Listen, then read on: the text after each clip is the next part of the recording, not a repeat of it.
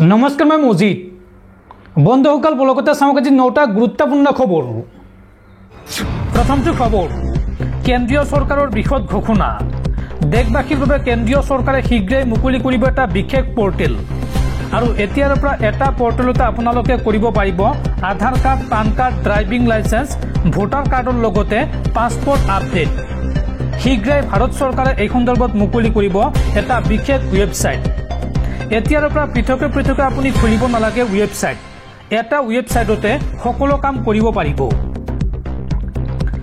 এটা পোৰ্টেলতে কৰিব পাৰিব Aadhaar card PAN card driving licence আৰু ভোটাৰ কাৰ্ডৰ আপডেট। প্ৰথমতে পৃথকে পৃথকে কৰিব লাগিছিল আপডেট, নাম শুদ্ধ কৰাকে ধৰি বিভিন্ন কাম কৰিব পাৰিব এটা পোৰ্টেলৰ জৰিয়তে। শীঘ্ৰেই ভাৰত চৰকাৰে মুকলি কৰিব এটা নতুন পোৰ্টেল। ড্ৰাইভিং লাইসেন্সকে ধৰি বহু কাম হ'ব এই পোৰ্টেলটোত। এটা পোৰ্টেলতে হ'ব পাছপোৰ্টৰ আপডেট। পৃথক পৃথক ৱেবছাইটলৈ যোৱাৰ প্ৰয়োজন নাই, এটা ৱেবছাইটতে আপুনি লাভ কৰিব সকলো আপডেট। ভাৰত চৰকাৰে শীঘ্ৰেই মুকলি কৰিব এই ৱেবছাইটটো। বৰ্তমান ৱেবছাইটটো পৰীক্ষণ কৰি থকা হৈছে আৰু 100% সফল হৈ উঠিলে ৰাজ্যৰ বাবে মুকলি কৰিব এই ৱেবছাইটটো।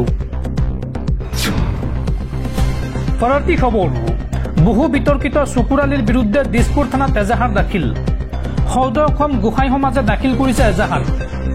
কামাখ্যা মন্দিৰ আৰু আহোম সম্প্ৰদায়ৰ বিৰুদ্ধে বিতৰ্কিত মন্তব্য কৰিছিল চুকুৰালীয়ে আৰু চুকুৰালীৰ মন্তব্যৰ জোকাৰি গৈছিল সমগ্ৰ অসম আৰু তাৰ পিছতে এতিয়া সৌদ অসম গোসাঁই সমাজে দিছপুৰ থানাত দাখিল কৰিছে এজাহাৰ।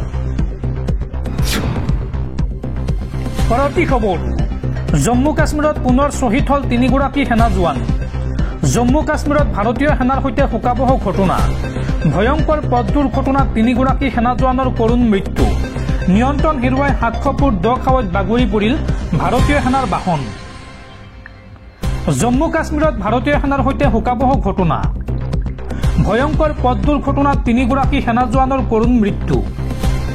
নিয়ন্ত্ৰণ হেৰুৱাই 700 ফুট দ খাৱৈত বাগৰি পৰিল ভাৰতীয় সেনাৰ বাহন।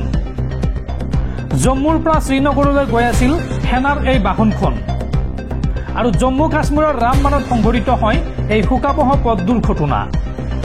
এই ভয়ংকৰ পথ দুৰ্ঘটনাত 3গৰাকী সেনা জোৱানৰ কৰুণ মৃত্যু হৈছে। দৰ্শকসকল আৰু বহুতো গুৰুত্বপূৰ্ণ খবৰ আছে। তাৰ আগতে আপোনাক জনাও যে যদি আপুনি এতিয়ালৈকে এইটো ভিডিঅ'ত লাইক কৰা নাই তেন্তে এতিয়াই ভিডিঅ'টোত লাইক কৰি দিয়ক আৰু এনেকুৱা ধৰণৰ ভিডিঅ'সমূহ নিতৌ চাবলৈ চেনেলটো ছাবস্ক্ৰাইব কৰি কাষত থকা বেল আইকনটো প্ৰেছ কৰি ৰাখক।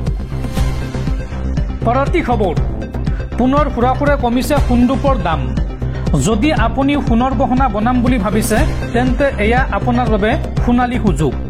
চাওঁ আহক আজিৰ দিনটোত কিমান হ্ৰাস পালে সোণৰ মূল্য আৰু আজিৰ দিনটোত গুৱাহাটীত কিমান হৈছে সোণৰ দাম চাওঁ আহক।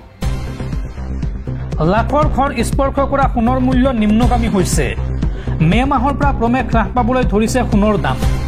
যি সময়ত সোণ ক্ৰয় কৰাৰ বাবে গ্ৰাহকে বহু টকা খৰচ কৰাৰ বাবে চিন্তাত আছিল, সেই সময়ত আহিছে সুখবৰ, হ্ৰাস পাইছে সোণৰ মূল্য।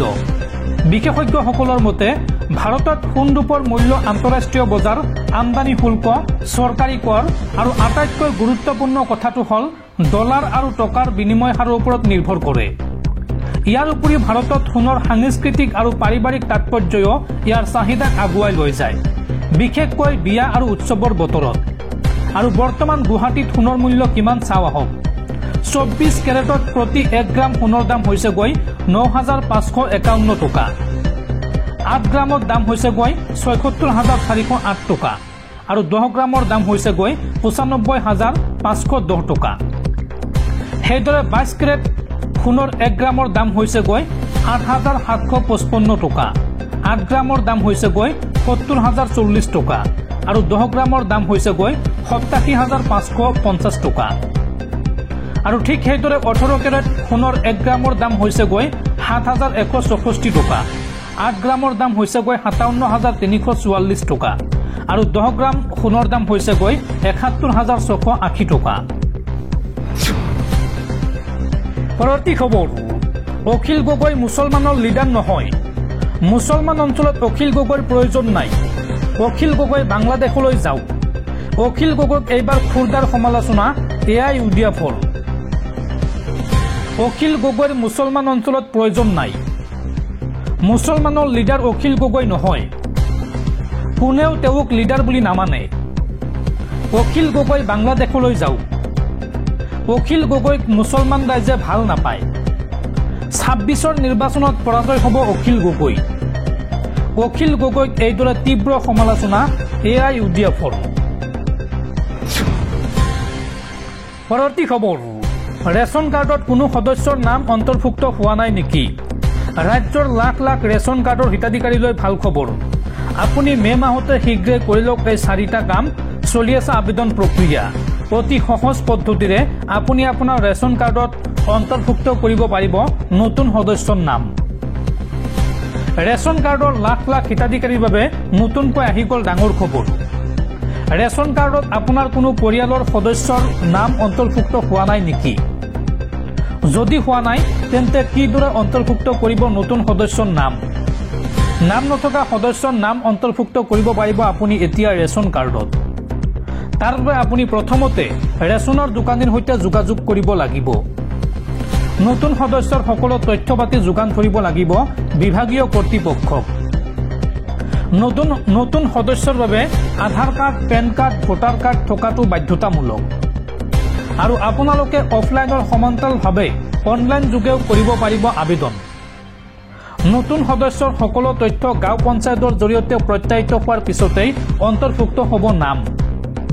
আৰু লগতে KYC কৰাৰ সময়তে আপোনালোকে কৰিব পাৰিব এই কাম। আৰু যদি কোনো লোকৰ মৃত্যু হৈছে তেনেহ'লে মৃত্যু হোৱা লোকৰ নাম আপোনালোকে কৰ্তনো কৰিব পাৰিব। নতুন সদস্য অন্তৰ্ভুক্তি আৰু নাম কৰ্তনৰ কামো আপোনালোকে একেলগে কৰিব পাৰিব। আৰু আবেদন প্ৰক্ৰিয়া সম্পূৰ্ণ হোৱাৰ পিছতেই নতুন সদস্যই লাভ কৰিব 5 কিলোকৈ চাউল। পৰৱৰ্তী খবৰ, ভাৰত পাকিস্তানৰ মাজত যুদ্ধৰ উত্তেজনাৰ মাজতে পোহৰলৈ আহিছে পাকিস্তানৰ আন এক লাওলোৱা অৱস্থা। ভাৰতৰ সৈতে এই মুহূৰ্তত যুদ্ধ হ'লে মাত্ৰ ভাৰতৰ সৈতে 4 দিন যুদ্ধ কৰিব পাৰিব পাকিস্তানে। যুদ্ধ কৰিবলৈ পাকিস্তানৰ হাতত নাই পৰ্যাপ্ত পৰিমাণৰ গোলা বাৰুদ। শেহতীয়াকৈ পোহৰলৈ আহিছে এই তথ্য। দাঁত নোহোৱা সাপৰ ফচফচনিয়ে হাড়। এই অপ্ত বাক্যশাৰীয়ে যেন এতিয়া পাকিস্তানৰ ক্ষেত্ৰত প্ৰযোজ্য হৈছে। কিয়নো ভাৰতৰ প্ৰতি যুদ্ধংদেহী অৱস্থান লোৱা পাকিস্তানৰ যুদ্ধ কৰিবলৈ সামৰিক ক্ষমতা নাই। যদি যুদ্ধ কৰিব লগা হয় তেন্তে অস্ত্ৰ শস্ত্ৰ গোলা বাৰুদৰ অভাৱত ভুগিব পাকিস্তান। সম্প্ৰতি দুই দেশৰ মাজত যুদ্ধ সদৃশ এক পৰিৱেশে বিৰাজ কৰিছে। আৰু এই সময়তে পোহৰলৈ আহিছে আন এক উদ্বেগজনক তথ্য। আজিৰ তাৰিখত যুদ্ধ হ'লে মাত্ৰ 4 দিনহে যুদ্ধ চলাই নিব পাৰিব পাকিস্তানে। সংবাদ মাধ্যমত প্ৰকাশ পাইছে এই ভয়ংকৰ তথ্য। যুদ্ধৰ সামগ্ৰী, অস্ত্ৰ শস্ত্ৰ, গোলা বাৰুদৰ ক্ষেত্ৰত পাকিস্তানৰ অৱস্থা তথৈবচ। দেশখনৰ প্ৰধান অস্ত্ৰ উৎপাদনকাৰী সংস্থা পাকিস্তান অৰ্ডিনেন্স ফেক্টৰী চমুকৈ POFৰ উৎপাদন ক্ষমতা তেনেই সীমিত, যাৰ বাবে POFৰ ফালৰ পৰা পৰ্যাপ্ত গোলা বাৰুদৰ চাহিদা পূৰণ কৰিব নোৱাৰিব। ভাৰতৰ সম্ভাৱ্য যুদ্ধৰ ফল পাকিস্তানৰ হকে ভাল নহ'ব। এই বুলি এতিয়া সকিউনি দিছে দেশখনৰ প্ৰাক্তন সেনা প্ৰধান জেনেৰেল কামাৰ জাভেদ বাজৱাৰে। ইয়াৰ উপৰি অৰ্থনৈতিক সংকট, মুদ্ৰাস্ফীতি, ক্ৰমবৰ্ধিত ঋণ, ইন্ধনৰ নাটনিত ককবকাইছে দেশখনে, যাৰ পৰিণতিত সামৰিক বাহিনীৰ নিয়মীয়া প্ৰশিক্ষণ অনুশীলন আদিও ভয়ংকৰভাৱে বাধাগ্ৰস্ত হৈছে। আৰু ভাৰতৰ যুদ্ধ হ'লে পাকিস্তান যে ভয়ংকৰ পৰিণতিৰ সন্মুখীন হ'ব সেয়া এতিয়া বুজি উঠিছে দেশখনে। আৰু হাস্যকৰভাৱে পাকিস্তানে এফালে ভাৰতৰ বিৰুদ্ধে পৰমাণু যুদ্ধৰ ভাবুকি দিছে আৰু আনফালে যুদ্ধ নহ'বৰ বাবে মধ্যস্থতা বিচাৰি আমেৰিকাসহ অন্য দেশৰ কাষ চাপিছে। উল্লেখযোগ্য যে বিশ্বকপাই যোৱা জম্মু কাশ্মীৰৰ পেহেলগাম কাণ্ডৰ আঁৰত আছে পাকিস্তানী সেনা তথা ISI। পাকিস্তানী সেনা আৰু ISIৰ সহযোগতেই দুৰ্ধৰ্ষ সন্ত্ৰাসবাদী সংগঠন লস্কৰ ই তৈবাই সংঘটিত কৰিছিল পেহেলগাম কাণ্ড। আৰু ইতিমধ্যে ইয়াৰ পৰ্যাপ্ত প্ৰমাণ ভাৰতীয় তদন্তকাৰী সংস্থা NIA সংগ্ৰহ কৰিবলৈ সক্ষম হৈছে। পৰৱৰ্তী খবৰ, অৱশেষত ক্ষমা বিচাৰিলে চকুৰ আলীয়ে। কামাখ্যা মন্দিৰ, ৰাম মন্দিৰ আৰু আহোমসকলক লৈ বিস্ফোৰক মন্তব্য কৰিছিল চকুৰ আলীয়ে। লগতে লাচিত বৰফুকনকো চূড়ান্ত অপমান কৰিছিল চকুৰ আলীয়ে। আৰু তাৰ পিছতে ৰাজ্যৰ ভিন্ন প্ৰান্তত আৰম্ভ হৈছিল তীব্ৰ প্ৰতিক্ৰিয়া। আৰু এতিয়া গ্ৰেপ্তাৰ হোৱাৰ ভয়ত অৱশেষত ক্ষমা খুজিবলৈ বাধ্য হ'ল চকুৰ আলী। চকুৰ আলীয়ে ক'লে, আই এম ছ' চৰি, মোক নিজৰ সন্তান, নিজৰ ভাইটি হিচাপে ক্ষমা কৰি দিব। জিবা পিছলি কেনেবাকৈ ওলাই গ'ল সেই কথাষাৰ। আপোনালোকে ক্ষমা নকৰিলে মোক কোনে ক্ষমা কৰি দিব? এই মন্তব্য চকুৰ আলীৰ। পৰৱৰ্তী খবৰ, পঞ্চায়ত নিৰ্বাচনৰ প্ৰচাৰ ৰেলীত গুলীচালনাৰ ঘটনা। ৰাজ্যত পুনৰ সংঘটিত হৈছে ভয়ংকৰ গুলীচালনাৰ ঘটনা। এইবাৰ তৃণমূল কংগ্ৰেছৰ নিৰ্বাচনী প্ৰচাৰৰ মাজতে গৰজি উঠিল নিৰাপত্তাৰক্ষীৰ বন্দুক। তৃণমূলৰ ৰেলীত কংগ্ৰেছী গুণ্ডা বাহিনীয়ে বাধা দিয়াৰ অভিযোগ। পঞ্চায়ত নিৰ্বাচনৰ প্ৰচাৰ ৰেলীত হঠাৎ চলিল গুলী। ৰেলীৰ মাজতে এইবাৰ গৰজি উঠিল নিৰাপত্তাৰক্ষীৰ বন্দুক। শূন্যলৈ 2 যাই গুলীচালনা কৰিলে নিৰাপত্তাৰক্ষীয়ে। তৃণমূল কংগ্ৰেছৰ নেতা দুলু আহমেদৰ দেহৰক্ষীৰ গুলী। তৃণমূলৰ ৰেলীত কংগ্ৰেছী গুণ্ডা বাহিনীয়ে বাধা দিয়াৰ অভিযোগ। হাজোৰ সোণিয়াদিত ৰেলী উলিয়াইছিল তৃণমূল কংগ্ৰেছৰ নেতাজনে। আৰু এই নিৰ্বাচনী ৰেলীতে বাধা প্ৰদানৰ অভিযোগ কংগ্ৰেছৰ বিৰুদ্ধে। আৰু পৰিস্থিতি এনে পৰ্যায় পাইগৈ যে নিৰাপত্তাৰক্ষীয়ে 2 যাই গুলী ফুটাবলৈ বাধ্য হয়।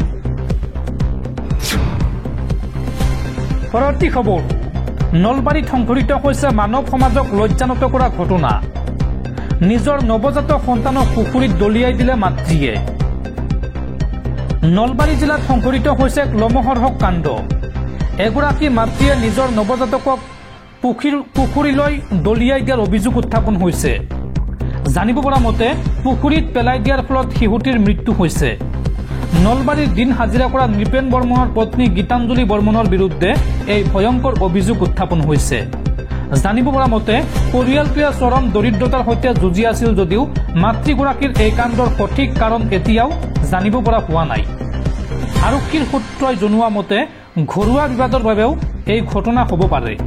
আৰু ইতিমধ্যে আৰক্ষীয়ে শিশুটিৰ পিতৃ মাতৃ দুয়োকে আটক কৰি তদন্ত অব্যাহত ৰাখিছে। আৰু শিশুটিৰ মৃতদেহ উদ্ধাৰ কৰা হৈছে আৰু মৰণোত্তৰ পৰীক্ষাৰ বাবে প্ৰেৰণ কৰা হৈছে।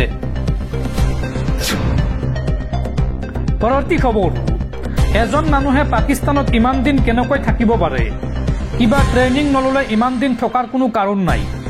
গৌৰৱ গগৈয়ে যিমান শুদ্ধকৈ নামাজ পঢ়ে সিমান শুদ্ধকৈ মুছলমান মানুহেও নামাজ পঢ়িব নাজানে। গৌৰৱ গগৈ সন্দৰ্ভত পুনৰ এই বিস্ফোৰক মন্তব্য ৰাজ্যৰ মুখ্যমন্ত্ৰী হিমন্ত বিশ্ব শৰ্মাৰ।